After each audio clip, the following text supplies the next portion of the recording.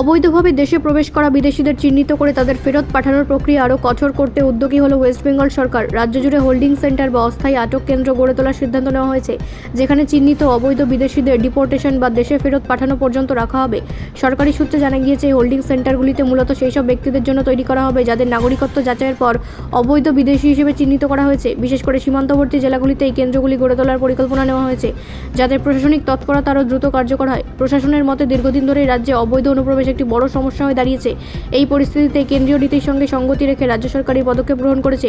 Holding সেন্টারগুলিতে নিরাপত্তা ব্যবস্থা জোরদার করা হবে এবং সেখানে থাকা ব্যক্তিদের মৌলিক মানবাধিকার নিশ্চিত করার দিকেও নজর দেওয়া হবে বলে জানানো হয়েছে। তবে এই সিদ্ধান্তকে ঘিরে রাজনৈতিক মহলে ইতিমধ্যে বিতর্ক শুরু হয়েছে। বিরোধীদের অভিযোগ, এই উদ্যোগ মানবাধিকারের প্রশ্নে উদ্বেগ তৈরি করতে পারে এবং নিরীহ মানুষেরও হয়রানির শিকার হতে পারেন। অন্যদিকে সরকারের দাবি, এটি সম্পূর্ণভাবে আইনানুগ প্রক্রিয়ার অংশ এবং দেশের নিরাপত্তা ও প্রশাসনিক স্বচ্ছতা বজায় রাখার জন্য অত্যন্ত জরুরি। বিশেষজ্ঞদের মতে, অবৈধ অনুপ্রবেশ রোধ এবং বৈধ নাগরিকদের স্বার্থ রক্ষার জন্য এই ধরনের পদক্ষেপ কার্যকর হতে পারে। তবে একই সঙ্গে মানবাধিকার রক্ষায় যথাযথ নজরদারি, স্বচ্ছতা বজায় রাখা অত্যন্ত গুরুত্বপূর্ণ। এখন দেখার বিষয়, বাস্তবে এই হোল্ডিং সেন্টারগুলি কতটা কার্যকর হয় এবং বিতর্কের মাঝে প্রশাসন কীভাবে ভারসাম্য বজায় রাখে।